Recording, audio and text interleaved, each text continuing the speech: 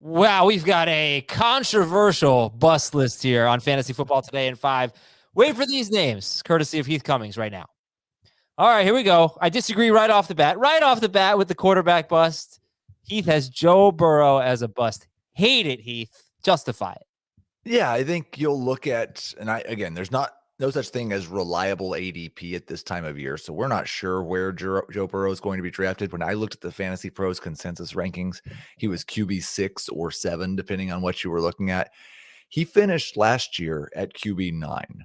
His 23.8 fantasy points per game that he scored last year would have made him QB 12 in 2020. Now, the idea is, well, sure, but Joe Burrow can be better, right? Probably not. His yards per attempt, his touchdown rate were both outlandish, both better than the current active leader in the NFL, Patrick Mahomes and Deshaun Watson, respectively. You should expect regression. In fact, I think you should probably expect that he needs to throw 10% more passes just to match last year's yardage and touchdown numbers. Now, he might.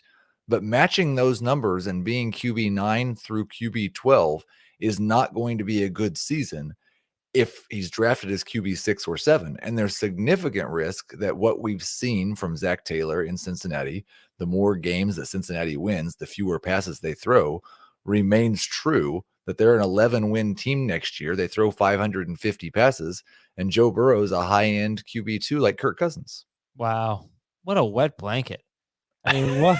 Like, just accept the fact that this guy is going to be great. He's got 2 great receivers. He is maybe the best receiver in football. He started throwing more later in the year as he got healthier. I think he's going to run more, Heath. I think he's going to run. I think maybe 100 to 150 more rushing yards for Joe Burrow.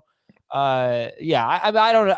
He's in that big group of guys who could finish anywhere from 6 to 12. No, I think he could finish 3rd. I think he really could have a great year. He does have to throw more. I think he will.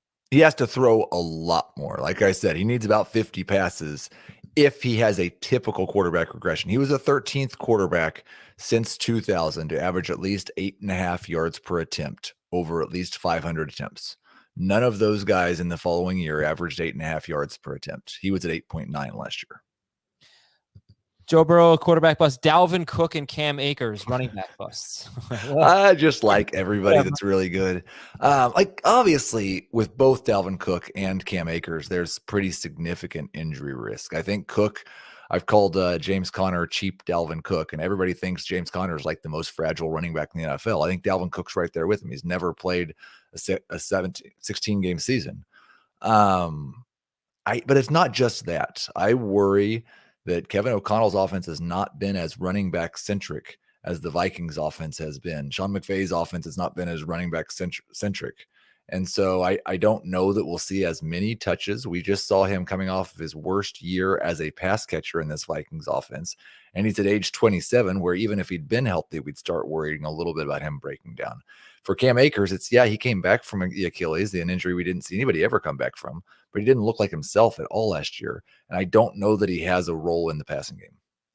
Okay, and then Debo Samuel. I mean, nobody really likes Debo Samuel, so I guess he's a bust right now. He's on your bust list. This guy was top 5. I think he was wide receiver 3 last year. Just a tremendous year.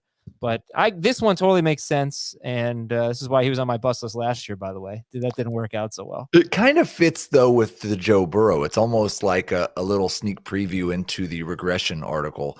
And maybe he won't regress, but he averaged 18 yards per catch and scored, 7 or 8 rushing touchdowns on 50 rush attempts.